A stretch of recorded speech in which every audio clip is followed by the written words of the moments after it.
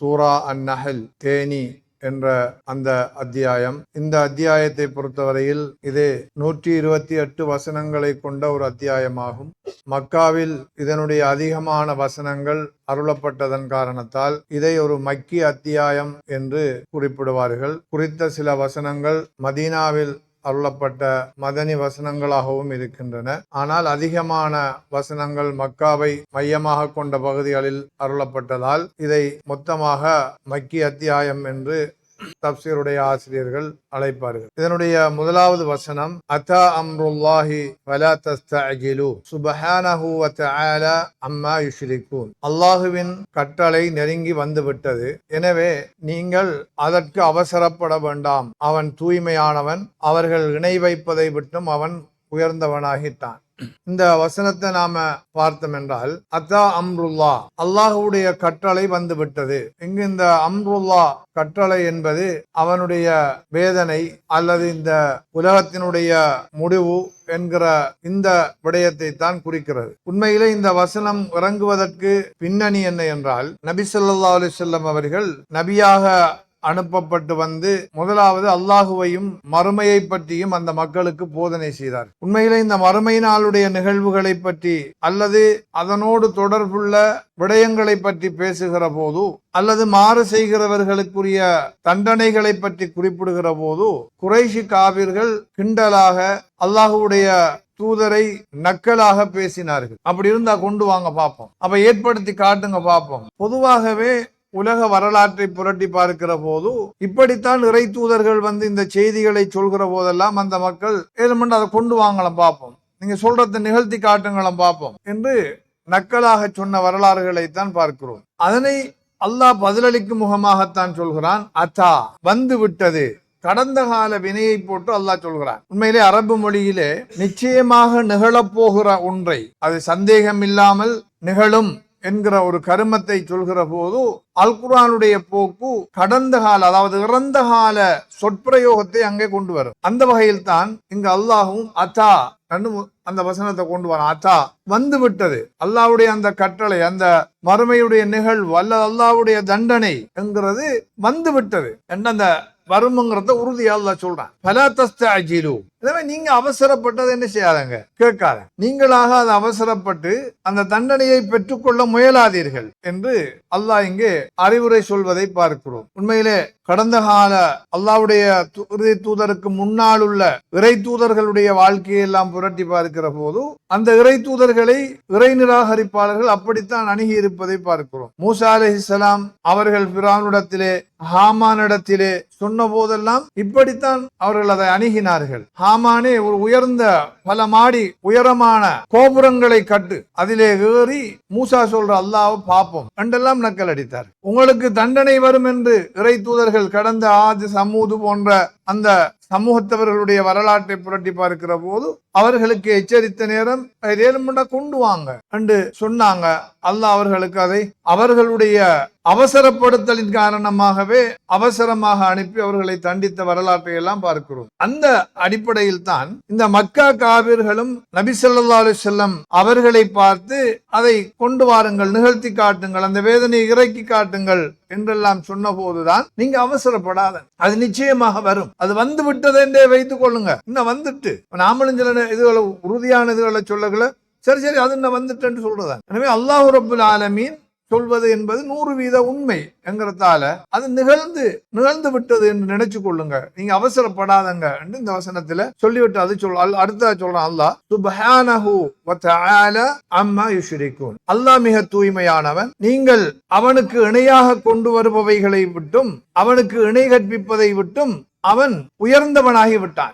நீங்க அவனுக்கு இணையாக கொண்டு வருபவைகளிலிருந்தும் அவன் நீங்கிக் கொண்டவன், நீங்கியவன், நீங்கள் சொல்வது போன்ற நிலையில் அவன் இல்லை என்று அல்லாஹ் ரப்புல் ஆலமீன் இங்கே அந்த ரப்பை தூய்மைப்படுத்துவதை நாங்கள் பார்க்கிறோம். உண்மையிலே மக்கி சூறாக்களை பொறுத்தவரையில் பொதுவான ஒரு பண்பு இருக்கு, அது அந்த மக்கா காபிர்களிடத்தில் அதிகமாக ஏகத்துவத்தை பற்றி தான் பேசும், மறுமையோடு சம்பந்தப்பட்ட விடயங்களை பற்றி அது பேசும். அந்த அடிப்படையில் தான் இங்கும் மறுமையோடு தொடர்புடைய விடயங்களை அல்லாஹ் பேசுவதை பார்க்கிறோம். அப்ப அல்லாஹ் இணை வைப்பதை விட்டும் தூய்மையானவன் என்பது பொதுவாக இந்த அத்தியாயத்தை நாம் பின்னால் பார்க்கிற போது விளங்கும் இந்த சூறாவினுடைய ஒரு மைய கருத்தாகவும் காணப்படுகிறது. இணை வைப்பை விட்டும் அல்லாவை தூய்மைப்படுத்தி அதன் பாரதூரங்களை மக்களுக்கு எடுத்தோதுகிற ஒரு கருப்பொருளை மையமாக கொண்ட ஒரு அத்தியாயமாகத்தான் இது காணப்படுவதால் தான் இதனுடைய தொடக்கமே தௌஹீதை கொண்டு ஆரம்பிக்கிறது. அதாவது இணை வைத்தல் கூடாது என்கிற போது அதனுடைய எதிர் தௌஹீத் என்று, அல்லாஹ்வை தனித்துவப்படுத்தல் என்று. அப்ப அதை கொண்டு நிலைநாட்டப்படுவதை பார்க்கிறோம். இரண்டாவது வசனத்திலே அல்லாஹ் சொல்கிறான், யுனஸ்ஸிலுல் மலாயிகத பிர்ரூஹ் மின் அம்ரி அலா மை யஷாஉ மின் இபாதி அன் அன்திரு அன்னஹு லா இலாஹ இல்லா அன ஃபத்தகூன். நிச்சயமாக என்னை தவிர உண்மையாக வணங்கப்பட தகுதியானவன் வேறு யாரும் இல்லை, எனவே நீங்கள் என்னையே வணங்குங்கள், என்னையே அஞ்சுங்கள் என எச்சரிக்கை செய்யுங்கள் என்ற தனது கட்டளையை வஹி மூலம் கொடுத்து தனது அடியார்களில் தான் நாடுவோரிடம் வானவர்களை அவன் அனுப்பி வைத்தான். தான் நாடக்கூடிய தன் அடியார்களில் தான் நாடுவோருக்கு தன்னுடைய கட்டளையை கொடுத்து மலக்குகளை இறக்குகிறான். என்ன சொல்லி இறக்குறான்? என்னை தவிர வேறு இறைவன் இல்லை என்று நீங்கள் எச்சரிக்கை செய்யுங்கள், எனவே என்னையே நீங்கள் தக்வா செய்து கொள்ளுங்கள் என்ற அந்த கட்டளையுடன் அவர்கள் இறை தூதர்களிடத்திலே வந்தார்கள். இந்த வசனத்தை நாங்க பார்த்தோம்னா இங்கே அல்லாஹ் ரூஹ் என்ற வார்த்தையை பயன்படுத்துகிறான். யுனஸ்ஸிலுல் மலாயிகத்து பிர்ரூஹ், மலக்குகள் அவனுடைய கட்டளையாக இருக்கின்ற அந்த ரூஹை கொண்டு இறங்கி வந்தார்கள். இங்கே ரூஹ் என்ற வார்த்தை வேதங்கள் என்ற பொருளிலே பயன்படுத்தப்படுகிறது. பொதுவாக அல் குர்ஆன் ரூஹ் என்பதை நாம பார்த்தோம்னா ஜிப்ரீல் அலைஹிஸ்ஸலாம் அவர்களுக்கும் சில இடங்களிலே பயன்படுத்தி இருக்கிறது. ரூஹ் எங்கட உயிருக்கும் அரபியிலே ரூஹ் என்று சொல்லப்படும். அதே போன்று அல் குர்ஆன் பல இடங்களில் இந்த ரூஹ் என்கிற வார்த்தையை வேதங்களுக்கு பயன்படுத்தி இருப்பதையும் பார்க்கிறோம். அந்த வகையில் இந்த இடத்திலே இந்த ரூஹ் என்பது வேதத்துக்கு பயன்படுத்தப்பட்டிருக்கிறது. உண்மையிலே ரூஹ் உயிர் என்ற ஒன்று இல்லாமல் இந்த உடல் எப்படி இயங்க முடியாதோ அதுபோன்று அல்லாஹ்வுடைய வழிகாட்டலான வேதங்கள் இல்லாமல் மனிதன் மனிதனாக வாழ முடியாது என்ற ஒரு ஆழமான செய்தியை இது நமக்கு உணர்த்துகிறது. எனவேதான் இந்த ரூஹ் என்ற வார்த்தையை அந்த வேதங்களுக்கு அல்லாஹ் பயன்படுத்துகிறான். அப்ப இந்த மலக்குகள் அல்லாஹ் யாரை இந்த உலகத்திலே தான் தூதராக தேர்ந்தெடுப்பதாக நாடினானோ அவர்களிடத்திலே இந்த வேதத்தை கொண்டு வந்து இந்த கட்டளைகளை கொண்டு வந்து ஒப்படைத்தார்கள். அது என்ன சொன்னது?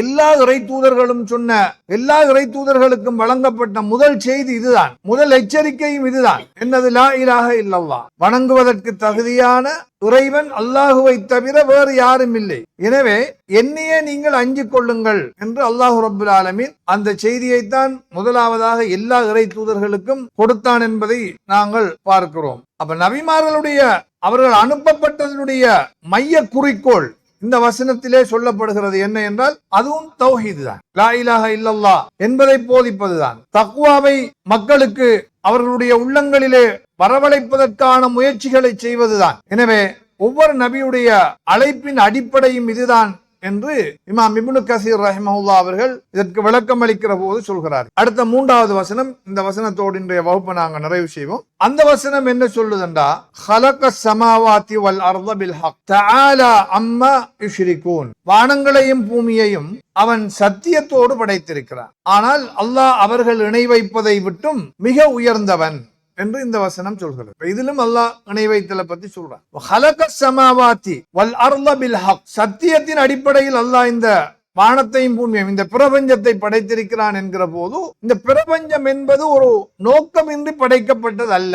இந்த பிரபஞ்சம் படைக்கப்பட்டதற்கு ஒரு குறிக்கோள் இருக்கிறது. முன்னால் முதல் வசனத்தை நாம பார்த்தோம்னா மறுமையை பத்தி அல்லாஹ்வுக்கு இணை வைக்க கூடாதுங்கிறத சொல்லி கொண்டு வந்து இறை தூதர்களுக்கு அல்லாஹ் இந்த வேதங்கள் ஊடாகவும் அதைத்தான் எச்சரிக்கிறான் என்ற விஷயத்தை தகவலை சொல்லிட்டு 3வது வசனம் ஆதாரமாக அமையுது. முதல் 2 வசனங்களையும் பார்த்தோம்னா ஒரு தகவல், ஒரு செய்தியை சொல்லுது. என்ன செய்தி? அல்லாஹ்வுக்கு நீங்க எதையும் இணையாக்காதங்க, வணங்குறதுக்கு தகுதியானவன் அவன்தான் என்கிற இந்த தௌஹீத் என்கிற செய்தியை முன்வைச்சிட்டு இந்த 3வது வசனம் உண்மையிலே ஒரு ஆதாரமாக அமையுது அந்த விடயத்துக்கு. என்ன ஆதாரம்? இந்த வானம் பூமி இந்த பிரபஞ்சம் இவை அல்லாஹ் ஒருவன் என்பதற்கான மிகப்பெரிய ஒரு அத்தாட்சி. அதுல நீங்க இந்த பிரபஞ்சத்தை பற்றி அதனுடைய பிரபஞ்ச படைப்பின் ஒவ்வொரு அம்சங்களை பற்றியும் நீங்கள் சிந்தித்து பார்ப்பீர்கள் என்றால் அவை அல்லாஹ்வுடைய இருப்பை உறுதி செய்யக்கூடியதாக இருக்கு. அல்லாஹ் இணை துணை அற்றவன் என்பதை அது உறுதி செய்யக்கூடியதாக இருக்கும்.